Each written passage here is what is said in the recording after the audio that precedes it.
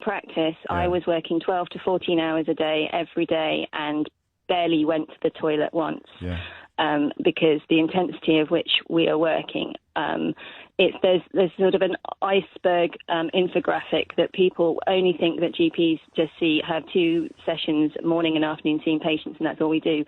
There is 101 other things that goes on in general practice that means that we do not stop doing what we're doing. So, and I would be only funded.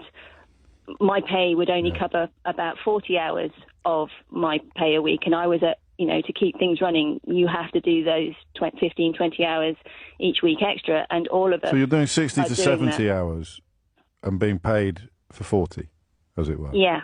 So I wonder how many other people are doing that in an average week. It's extraordinary. I would say most GPs are. I mean, the quote, part-time GPs that everyone keeps having a go at, they're actually doing probably 35, 40 hours a week, just as the part-time, because this is the level of work that we're having to carry. So everything would come to a standstill. I mean, what you have to understand is also an awful lot of what used to be done by secondary care, so in the hospitals, has now been passed into general practice. We are managing far more complex patients than we used to.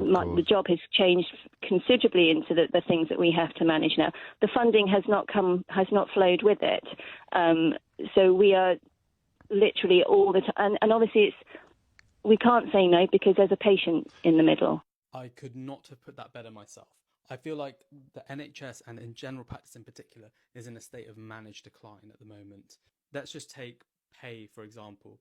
This year, there was a 1.9% uplift in pay for GP surgeries. Think about how much the cost of everything has gone up in the last couple of years.